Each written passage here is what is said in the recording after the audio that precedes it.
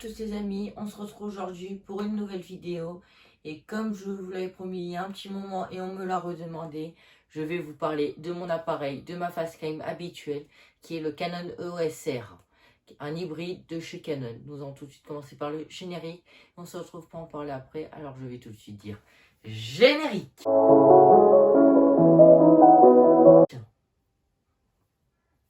Donc oui les amis, aujourd'hui je vais vous parler du Canon EOS R, comme vous pouvez le voir marqué juste là, il est là, mon setup vlog facecam.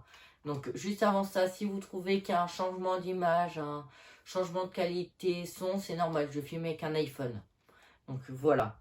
Donc, alors moi je vais vous présenter aujourd'hui mon setup vlog, ce que j'en pense et ce que j'utilise comme matos. Alors pour commencer, j'utilise un appareil de chez Canon qui est le Canon EOS R sorti début 2019 ou fin 2018, pouvant filmer en 4K 24 images secondes ou 30 images secondes, combiné à un 1740 série L ouvrant à 4 avec un pare-soleil et un micro de chez Rode qui est le Rode Vidéo Micro, je crois. Je vous affiche le nom du micro en dessous, il y en a tellement de chez Rode, j'arrive facilement à m'y perdre. En carte mémoire, j'utilise une SanDisk Extreme Pro de 64 Go ou de 128 Go, dépendant de mon envie, de ce que j'ai envie de mettre. Et dedans, pour ceux qui se posent la question, c'est des L en batterie, c'est des LP LN. Je vous l'affiche aussi le nom de la batterie. Sinon, je vais tout de suite vous dire les deux gros points noirs que j'ai remarqués sur cet appareil. Donc, le plus gros point noir, c'est que si vous voulez filmer en 4K, vous êtes obligé de passer en mode vidéo. Pour ceci, vous devez appuyer sur le bouton mode, puis info et remode et vous avez accès au mode vidéo. Ce que je ne savais pas au tout début quand j'ai acheté cet appareil. J'ai eu du mal à trouver, j'ai trouvé, mais bon. Et un autre gros point noir, c'est que quand on est en mode vidéo, nous avons un zoom de 1.7. Donc en plus, si vous êtes en 17 ou en 40 sur votre appareil photo, vous allez avoir un zoom de 1.7 à prendre en compte. Si vous voulez filmer avec un 24-70 pour tous les jours. Donc voilà.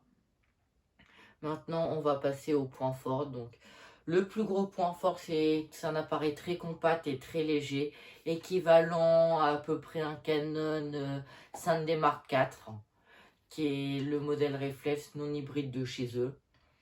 Sinon, je trouve vraiment que c'est une super caméra. Moi, je l'adore personnellement. J'ai pas vraiment testé les caméras chez concurrents, mais depuis chez Canon, j'ai toujours apprécié les appareils, jamais eu de problème chez eux.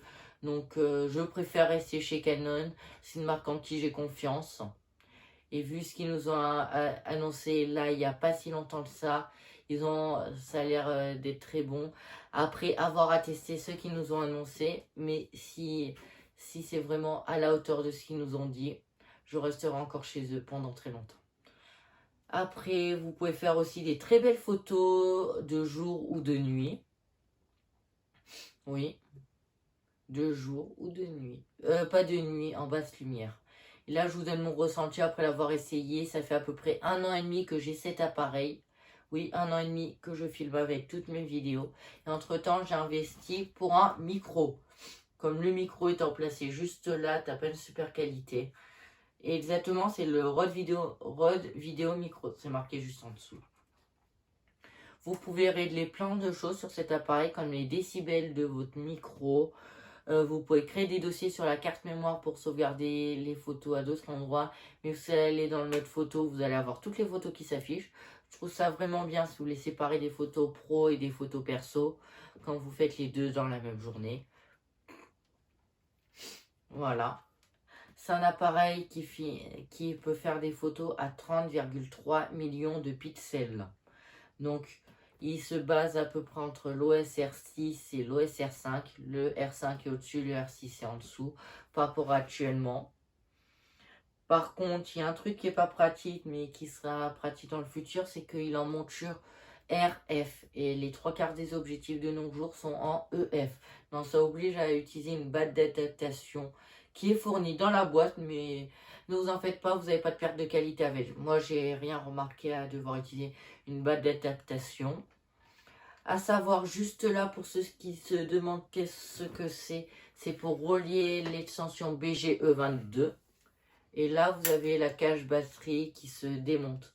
Juste comme ça, vous avez un tout petit truc là pour décaler et pour la remonter. C'est pareil.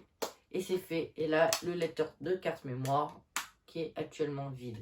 Vous avez aussi ici une prise micro, une prise casque, une prise HDMI, une prise USB-C et une prise pour une télécommande filaire. Et non wireless si vous reliez sur cette prise. Mais il existe aussi des modèles de télécommande wireless vendus par Canon compatibles avec cet appareil là à savoir. Donc je pense que je vous ai fait le tour d'à peu près tout, mais je viens juste de penser que si vous ne voyez pas bien ce qui est affiché sur l'écran, vous avez un petit bouton de lumière qui peut être très sympa à utiliser. Sinon, c'est tout pour cette vidéo. J'espère qu'elle vous aura plu. C'était Kate 2. Moi, je vous souhaite de très bonnes vacances. On se retrouvera pour des vidéos en septembre. Je verrai si je vous en sors ou pas au mois d'août. Mais si je vous en sors pas, ne soyez pas étonnés.